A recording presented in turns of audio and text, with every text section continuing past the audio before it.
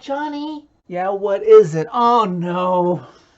Shouldn't the Preds be flying in a private chef whenever they play in Detroit with what has happened in the past? Everybody's hands go up, way up, as the Nashville Predators defeat the Detroit Red Wings by a score of 5-2 Tuesday night inside Little Caesars Arena with probably their best road performance of the season through 25 games. No number one goalie, no problem. No number two defenseman, no problem. The offense showed up in their absence and they suffocated this up and coming and eager young Detroit Red Wings squad. If you missed it, Preds Nation, word broke about an hour before puck drop from Preds social media that both UC Saros and Matthias Ekholm would miss this game with a non-COVID related illness. This brought back memories for hardcore long-time Preds fans to the beginning of the 2016-2017 season, also in Detroit, when Ryan Johansson and Craig Smith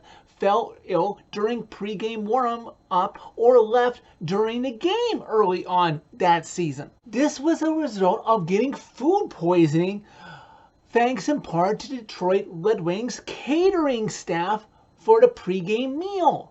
This would result in UC Saros, Trevor Smith, Frederick Gaudreau, Austin Watson, and Harry Zonerchuk being called up in time for the Preds' next game that season against the Pittsburgh Penguins. This isn't to say this is what happened here. We'll have to wait for fallout to see if that is indeed what caused these two players to miss this game. All this means is Dave Rittich makes his third start of the season on Connor Ingram was recalled in time to be his backup. Equal pressure at both ends through the first portion of this game. The Red Wings would get the first power play but couldn't capitalize on it. About halfway through the first, Tanner Jeannot would get tripped up, but he would fight with the puck to try and get a good scoring opportunity, but couldn't get it past Nedeljkovic, who was in net for the Red Wings in this game. Ellie Tovanen, yes, Cassie Campbell, that's Ellie Tovanen, not Tovanin, or however you said it wrong. Please, I respect your work, but try to get the name right. Ellie Tovanen with a great chance to open the scoring for the Preds, but he rings one off the goalpost. On a later clearing attempt, the Preds are able to get it out of the Red Wings zone, and Matt Duchene with the hot hand tries to go backhand on Nedeljkovic, but can't get it in the net. Then, while the Red Wings are trying to kill off a delay of game penalty just over 12 minutes into the first, Matt Duchene drives into the Red Wings zone, stops off, gets it quickly over to number 92, Ryan Johansson, who one-times at home into the Detroit net, 1-0 Preds. About 5 minutes later, with just about 2.5 left to go in the second period, the Preds are hungry for more. And they count on my captain, number 59, with visions of Kevin Klein back in the 2012 playoffs between the Preds and the Red Wings.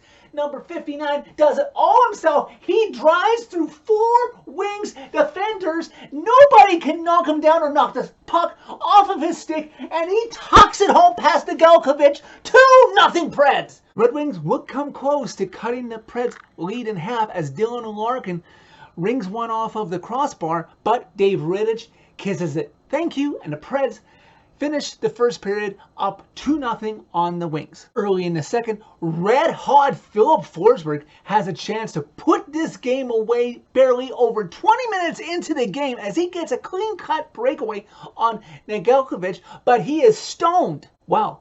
Who says Ben Harpur doesn't do anything right? Let me stand corrected, because about 7.5 into the second, Giovanni Smith wants to get into a tussle with Ryan Johansson, but Ben Harpur's like, hey, bro, you got to score, I got this, and those two decide to tussle. 2 minutes later, though, and there's another tussle, and Alexander Carrier is the only one who goes off, giving the Red Wings a power play. On the ensuing power play, Robbie Fabry cuts the Preds lead to 2-1, and Preds fans get nervous of days gone by of losses in Little Caesars Arena and Joe Louis before that. A little later, the Preds show they're still hungry. Colton Sissons gets a great chance in a scramble right in front of the Detroit net, but he is turned aside. In the dying seconds of the second period, with enough time to probably try and get the insurance goal, Philip Tomasino, who seems snake-bitten. He gets a ton of breakaways, but he can't